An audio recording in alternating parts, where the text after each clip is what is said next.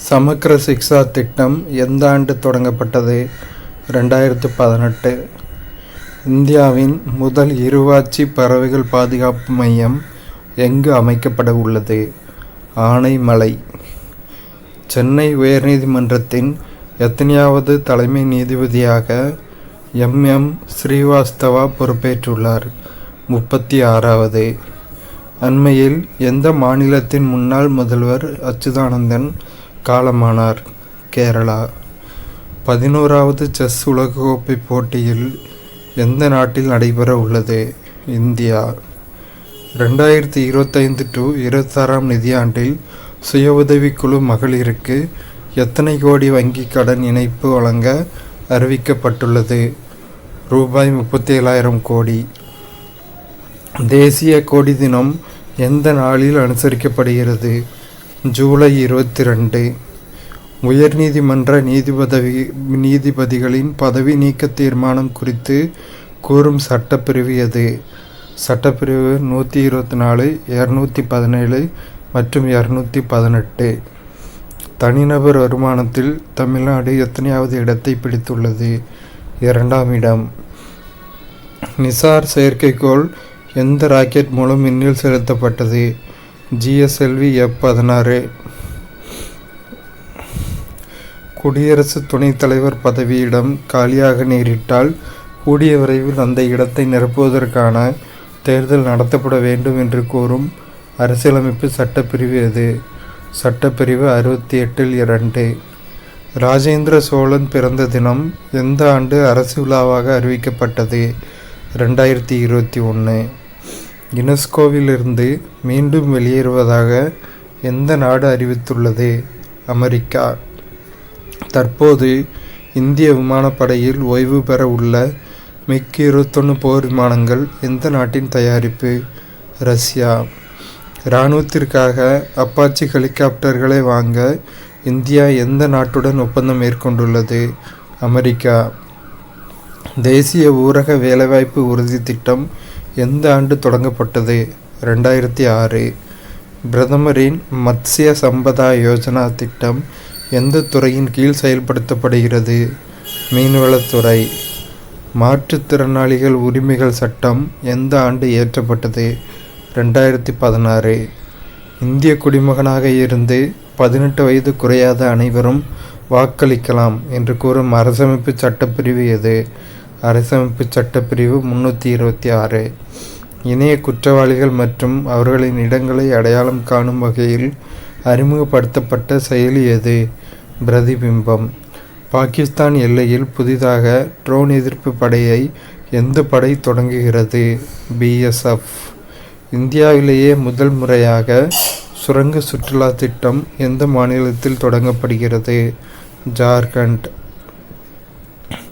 பழங்குடியினர் மற்றும் பாதிக்கப்படக்கூடிய மக்களிடையே எந்த ஆண்டுக்குள் அறிவால் செல் இரத்த சோகை நோயை ஒழிக்க இலக்கு நிர்ணயிக்கப்பட்டுள்ளது? 2047. நாடாளுமன்றத்தின் மக்களவையில் தேசிய விளையாட்டு நிர்வாக சட்ட மசோதாவை அறிமுகம் செய்த அமைச்சர் யார்? மன்சுக் மாண்டவியா. ராஜேந்திர சோழனின் எத்தனையாவது பிறந்தநாள் விழா இந்த ஆண்டு கொண்டாடப்பட்டது? 1005வது. செப்டம்பர் 2025 ஜாதிவாரி கணக்கெடுப்பை எந்த மாநிலம் நடத்த உள்ளது? கர்நாடகா. எந்த அரசமைப்பு சட்டம் குடியரசு துணைத் தலைவர் பதவிக்கான தேர்தல் குறித்து விளக்குகிறது? அரசமைப்பு சட்டம் 66(1). கடந்த 10 ஆண்டுகளில் தனிநபர் வருமானத்தில் தமிழ்நாடு அடைந்த வளர்ச்சி விகிதம் என்ன? 83.3%. பிரதமரின் அனுசூச்சித் ஜாதி அபியுதய் யோஜனா எந்த ஆண்டு தொடங்கப்பட்டது? 2021-22. தமிழ்நாட்டில் எந்த வகுப்பு மாணவர்களுக்கு TN ஸ்பார்க் திட்டம் தொடங்கப்பட உள்ளது? 2021-22. தமிழ்நாட்டில் எந்த வகுப்பு மாணவர்களுக்கு எந்த குழுவின் பரிந்துரையின் பெயரில் பாலுறவு வயது 18ஆக உயர்த்தப்பட்டது? வர்மா குழு. இந்தியாவில் வேலையில் இருப்போர் எண்ணிக்கை எத்தனை கோடியாக உயர்ந்துள்ளது? 64.33 கோடி. எந்த மாநிலத்தில் கிருஷி சமிருத்தி திட்டமானது அறிவிக்கப்பட்டுள்ளது? மகாராஷ்டிரா. சமீபத்தில் எந்த இரு நாடுகளுக்கிடையே தடையற்ற வர்த்தக ஒப்பந்தமானது கையெழுத்தாகியுள்ளது? இந்தியா மற்றும் பிரிட்டன். திறன் இந்தியா திட்டம் தொடங்கப்பட்டு எத்தனை ஆண்டுகள் நிறைவடைந்துள்ளது? 10 ஆண்டுகள். எந்த ஆண்டுக்குள் பெட்ரோலில் 20% எத்தனால் கலப்பதற்கான இலக்கு நிர்ணயிக்கப்பட்டது? 2030. இந்திய காப்பீட்டு ஒழுங்குமுறை மற்றும் மேம்பாட்டு ஆணையத்தின் புதிய தலைவராக நியமிக்கப்பட்டவர் யார்? அஜய் சேத். உள்நாட்டிலேயே வடிவமைக்கப்பட்ட இரண்டாவது மாசு கட்டுப்பாட்டு கப்பல் எது? சமுத்திர பிரசேத். இயர்லை திட்டத்தின் கீழ் முதல் முறையாக பணியில் சேரும் ஊழியர்களுக்கு எவ்வளவு ஊக்கத்தொகை வழங்கப்பட உள்ளது? ரூபாய் 15,000. நாட்டின் வரலாற்றில் தொடர்ச்சியாக நீண்ட காலம் பதவி வகித்த இரண்டாவது பிரதமர் யார்? நரேந்திர மோடி. ட்ரேசர்ஸ் எனும் விண்கலத்தினை எந்த நிறுவனம் விண்ணில் செலுத்தியுள்ளது? நாசா. இந்திரா காந்தி தேசிய திறந்தநிலை பல்கலைக்கழகத்தின் முதல் துணைவேந்தர் யார்? Uma Kanjilal. Indira Gandhi national open university, IGNOU. நாட்டின் 15வது குடியரசுத் தலைவர் யார்? திரௌபதி முர்மு. தற்போது எந்த மாநிலத்தில் குடியரசுத் தலைவர் ஆட்சி நடைபெறுகிறது? மணிப்பூர். அங்கே ஜாதி கலவரம் நடந்ததுனால.